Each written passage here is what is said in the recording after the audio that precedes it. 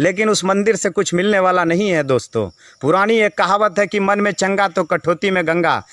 लेकिन बस से एक्सीडेंट होकर के, ट्रेनों से कट करके, ट्रक हाईवा से टकरा करके अगर कोई मरे तो इस देश का कौन मरे? मंत्री आदित्य योगी नाथ के पिता का निधन होता है, उनकी मौतें होती है, उनके पिता का इंतकाल होता है और वो पिता के श्राद्ध में भी नहीं जा पाता है, पिता के अंतिम संस्कार में शामिल नहीं हो पाता है और कहता है कि लॉकडाउन है और कोरोना का कहर है। लेकिन वही योगी आदित्यनाथ राम मंदिर कैसे चला जाता है पूजा करने के लिए? क्या एक पिता से बढ़ करके राम मंदिर उनके लिए हो गया? पहला साक्षात देवता तो माता और पिता होता है। हर शास्त्र में कहा गया है कि माँ के कदमों के नीचे जन्नत है और पिता उनके दरवाज़ा है वालिद। फिर आदित्य योगी नाथ जी, आपके पास कोई शर्म नहीं बचा था कि आपके पिता इस संसार को छोड़ करके चला गया? लेकिन योगी जी, आपको नहीं लगा कभी नहीं लगा आपके लिए राम मंदिर इतने आइडियल हो गए? क्योंकि आपको उस सियासी कुर्सी पे बने रहने के लिए दिल में एक मानसा बना हुआ है, दिल में आपकी चाहत है। दुनिया का सबसे बड़ा भोंगी और सबसे बड़ा ढोंगी है आप, सबसे बड़ा भोगी है आप दुनिया का। कि हादसों के जद पे खड़ा हो तो क्या मुस्कुराना छोड़ दे? जलजलों के खौफ से क्या अपना घर बसाना छोड़ दे? को मंदिर बना करके हमें नहीं लगता है कि इस देश का भला हो सकता है। ठीक है, कुछ लोग मानते होंगे हमारी बात बुरा होगा, मैं मानता हूं कि कुछ लोग मुझे ये भी कहेंगे कि ये हिंदू नहीं है, लेकिन ऐसी बात नहीं है। मैं इस देश के तमाम दलित भाइयों से, मैं इस देश के तमाम ओबीसी भाइयों से कहना चाहते हैं, SC ST तमाम भाइयों से, कि आप जिसके पीछे उछल रहे हैं ना, वैसे लोगों को मैं कहना चाहता हूं कि सचमुच में आप जिसके पीछे, जिनके विचारधाराओं पे चलने का काम कर रहे हैं ना, मैं साफ नाम लेकर के कहता हूं, लालू उस चिड़िया का नाम है जो कभी डरता नहीं है ना झुकता है, कभी नहीं। मैं साफ कहता हूं उन तमाम दलित और ओबीसी भाइयों को कि आप जिस RSS के विचारधारा के पीछे आज नाच रहे हैं और दौड़ रहे हैं ना, सच्चाई यह है कि वो RSS, उनकी जो किताब है उनमें कहीं हिंदू नाम की परिभाषा आपके लिए नहीं है। और कब वो हिंदू करता है मैं बता देना चाहता हूँ। जो केवल हिंदुत्व की बात करता है उनको मैं बताना चाहता हूं कि कब हिंदू करता है। कोई भी सियासतदान की कुर्सी जब खतरे में होती है तब वो हिंदू मुसलमान की राजनीति करना शुरू करता है। आप क्यों नहीं समझते हैं इस चीज़ को? इसका जीता जागता उदाहरण देकर के मैं बताता हूं कि इसका फ़ायदा किसको होता है, किसको फ़ायदा होता है। मैं नाम लेकर के बताना चाहता हूं कि जब लाल कृष्ण आडवाणी जी ने रथ यात्रा निकाला था, उसकी रथ यात्रा से आखिर किन लोगों को फ़ायदा पहुंचा? उनके परिवार के लोग। नरेंद्र मोदी उनके कंधा पे पांव रख करके और आज देश का प्रधानमंत्री बन गया। इस देश का किन को फ़ायदा हुआ बताओ ना? किसी गरीब को, किसी मजदूर को, किसी किसान को, किसको फ़ायदा हुआ? आप बताइए ना। गुजरात के अंदर उतनी बड़ी दंगा हुआ, उस दंगा का दाग भी लगा उसके दामन पे। किसके दामन पे? जो भारतीय जनता पार्टी के पूरा राष्ट्रीय अध्यक्ष अमित शाह जी। जिंदगी किसकी बनी? उनके बाल बच्चों की जिंदगी बनी और वो देश का राष्ट्रीय अध्यक्ष बन करके बैठा। हमें और आपको क्या मिला? उन लोगों को जो उस काफिला में दौड़ता था तलवार लेकर के, उछलने वाले लोगों के बच्चों की जिंदगी क्या है? दोस्त, मैं आपसे कहना चाहता हूं बहुत जिम्मेदारी के साथ कि आप इस धार्मिक मसलों से आगे निकल करके और सरकार से हमेशा आप शिक्षा, स्वास्थ्य पे सवाल पूछने का काम कीजिए, अपना हक मांगने का काम कीजिए। कोई भी सरकार हो, सरकार तो चाहती है कि आप मूर्ख बन करके हाथों में तलवार लेकर के किसी के पीछे लड़ते रहिए, उछलते रहिए। उनको वो चाहिए और उनके बच्चे कैम्ब्रिज जैसे, फोर्ड यूनिवर्सिटी जैसे विश्वविद्यालय में उनके बच्चे पढ़ेंगे और आप क्या करेंगे? कलम आपके बच्चों के हाथों से छीन करके आपके बच्चों को हाथ में तलवार देना चाहती है सरकार। आप क्यों नहीं समझते हैं? कोई भी सरकार दूध का धोया हुआ नहीं है। मैं इस बात को इस जिम्मेदारी के साथ कहता हूं कि जिन लोगों ने कांग्रेस पे बहुत विश्वास किया था कि इस देश का अगर कोई भला कर सकता है तो वो कांग्रेस ही कर सकता है, लेकिन आपको पता चल गया होगा कि कितना कांग्रेस भी कितने बड़े धार्मिक कट्टरपंथी लोग हैं। नहीं पता है तो मेरा क्या? मेरी तो आवाज़ जो उठाने का काम है मैं तो उठाता ही रहूँगा। ना मैं किसी से डरता हूँ ना डरूंगा। लालू ने थोड़ी कहा कि 11 ईंटें चांदी का मैं दूंगा राम मंदिर पे। अगर ये बात कहा होता कांग्रेस ने वहां पे कि बहुत बड़ा हॉस्पिटल बना दिया जाए जिसका 24 घंटा हिंदुस्तान के एक नागरिक को जरूरत है, किसी ने आवाज़ तो नहीं उठाई, क्योंकि उनको वोट की सियासत करना है। कोई भी पार्टी, एक पार्टी लगा हुआ है कि मुझे हिंदुत्व की राजनीति करनी है तो केवल मैं मंदिर और मस्जिद की बात करूंगा तो मुझे उसमें मैं कामयाब भी हो रहा हूं और हो भी रहा है। तो दूसरी पार्टी को लगा कि मैं अब कहाँ जा रहा हूँ, बहुत खिसकते जा रहा हूँ, मेरा वोट बैंक खिसकते जा रहा है। तो खिसकते हुए इंसान को वही अगले का हित दिखाई पड़ा कि जो बीजेपी काम कर रही है मैं भी क्यों नहीं, हिंदुत्व पहले सॉफ्ट था अब थोड़ा सा हार्ड हो जाऊं। अंतर क्या है इन दोनों में, बताइए ना। मैं मंदिर बनने का विरोधी नहीं हूँ, मैं आज भी कह रहा हूँ, लेकिन हाँ मेरा यह है कि वहाँ पे मस्जिद और मंदिर के जगह अगर सचमुच में इस देश का विश्वविद्यालय बन जाता तो तमाम कम्युनिटी के लोग, चाहे हिंदू होता, मुसलमान होता, सिख होता, ईसाई होता, इस देश का किसान होता, मजदूर होता, दबे कुचले पिछड़े तमाम लोग पढ़ते। अगर आज अलीगढ़ में मुस्लिम यूनिवर्सिटी बनाया है तो क्या वहाँ हिंदू के बच्चे नहीं पढ़ते हैं क्या? मुसलमानों से ज़्यादा तो हिंदू के बच्चे पढ़ते हैं। अगर बनारस हिंदू विश्वविद्यालय पंडित मदन मोहन मालवीय जी ने बनाया बनारस के अंदर, जिसका नाम पहले काशी हिंदू विश्वविद्यालय हुआ करता था, तो क्या वहाँ पे मुसलमानों के बच्चे नहीं पढ़ते हैं क्या? वहाँ सिख के बच्चे नहीं पढ़ते हैं क्या? वहाँ पे ईसाई के बच्चे नहीं पढ़ते हैं क्या? तो बना देते तो इस देश का मुस्तकबिल सस्ता और संवरता, किसी भी कम्युनिटी का लोग होता वहाँ पे पढ़ता और ना किसी को एतराज़ होता।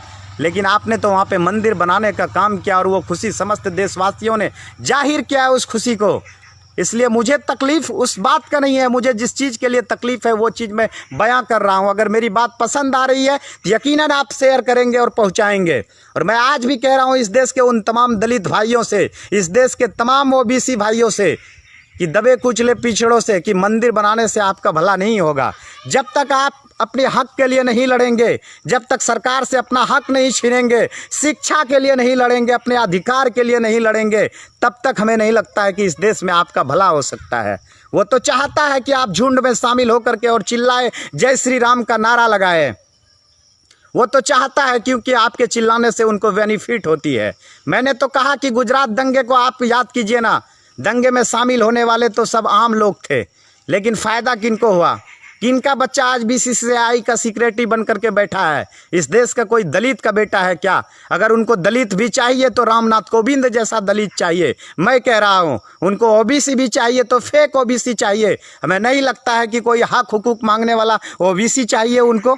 अगर मैं सच बोल रहा हूं तो मेरी वीडियो को यकीनन आप शेयर करके और देश के अंदर पहुंचाने का काम करेंगे। इसलिए मैं इस देश के तमाम हिंदू भाइयों से भी कहना चाहता हूं कि आप अपने हक के लिए लड़िए, आप अपने बच्चों के अधिकार के लिए लड़िए। कि हमें स्कूल की ज़रूरत है, हमें यूनिवर्सिटी की ज़रूरत है, हमें हॉस्पिटल की ज़रूरत है, हमें क्या ज़रूरत है? अगर हमें सब चीज़ है तो हम पूजा कहीं भी कर सकते हैं, हम परमात्मा के भक्ति में लीन कहीं भी हो सकते हैं। ऐसा थोड़ी है कि हम अयोध्या जाएंगे तभी हमारा सिद्धि होगा। ऐसा तो नहीं है, कहीं किसी शास्त्र में लिखा हुआ है क्या? किसी शास्त्र में नहीं लिखा हुआ है।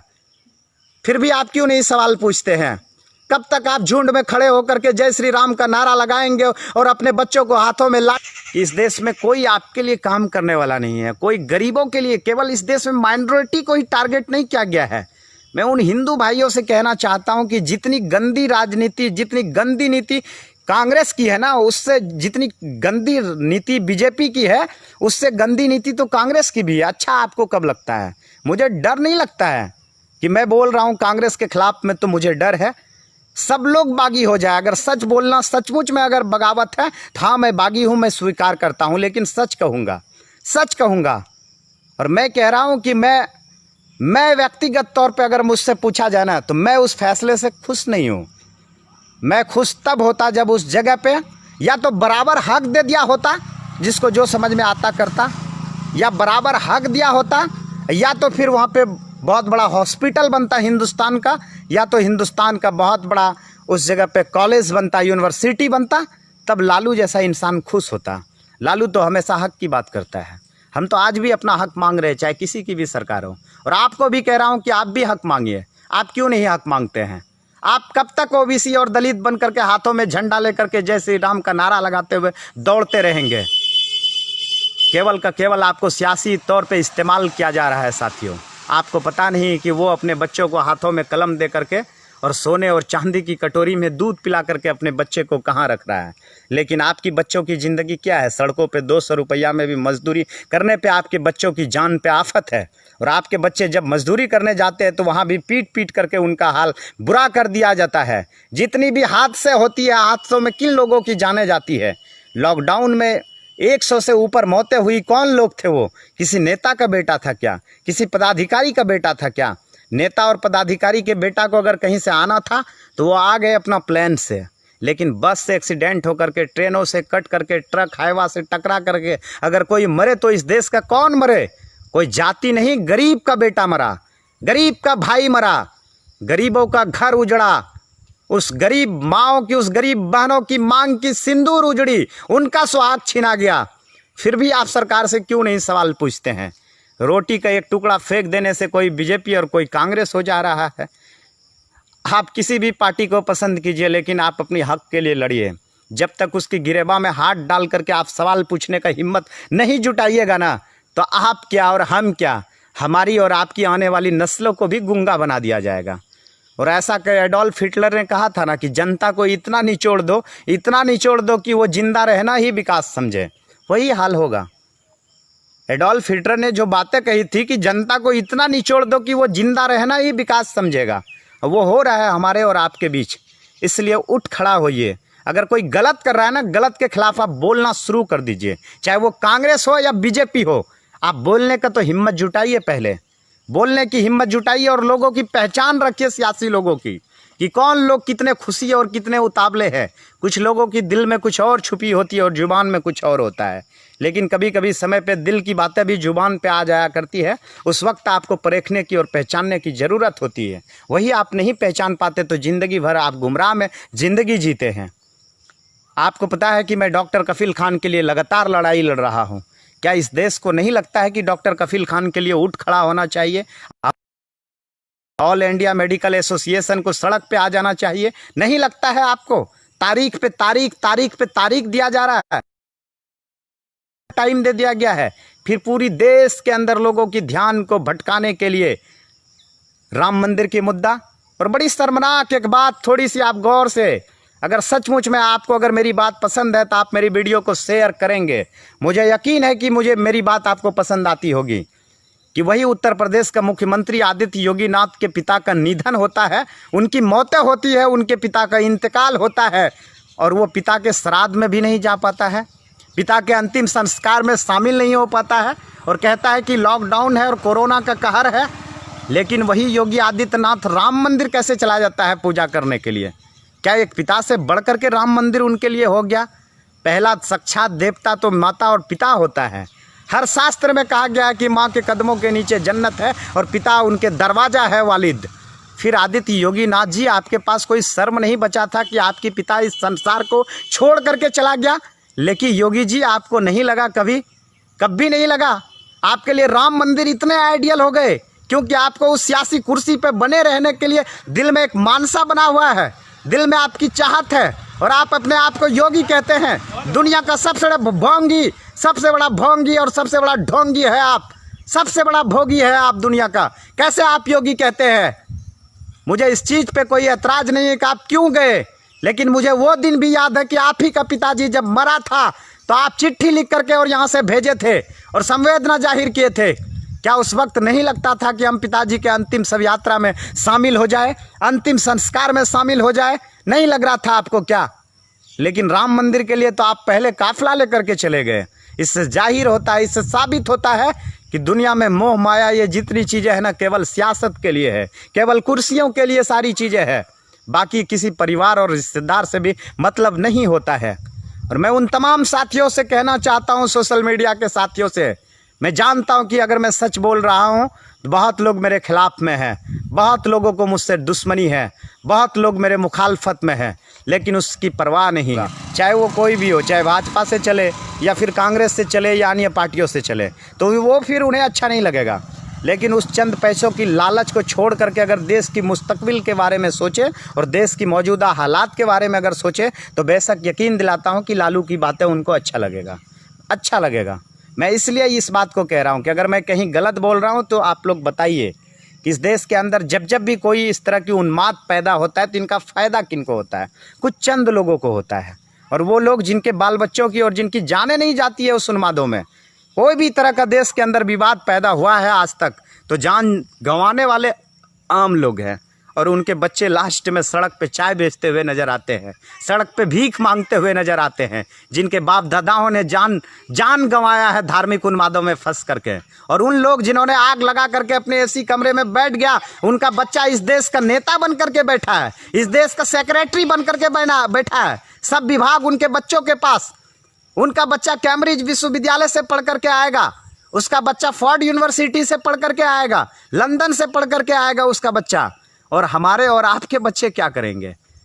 बस खुरपी और कच्चा लेकर के घास छीलने का काम करेंगे, सड़क पे भीख मांगने का काम करेंगे, चाय बेचने का काम करेंगे। वो तो चाय बेच करके प्रधानमंत्री बन गया, पता नहीं, लेकिन आज तक कोई ऐसा इंसान नहीं मिला, किसी ने नहीं कहा कि मुझे साहब ने चाय पिलाई है भाई, वो चेहरा याद आ रहा है। आज तक कोई भी आदमी सोशल मीडिया पे नहीं कहा 2014 से अब तक में कि हाँ मैं गुजरात के अंदर सफ़र कर रहा था और साहब मुझे चाय की केतली ले करके मिले और मुझे चाय पिलाया भाई, मैंने साहब से चाय पी थी, आज वो शख्स इस देश का प्रधानमंत्री बन करके बैठा है। ऐसा कोई इंसान नहीं है।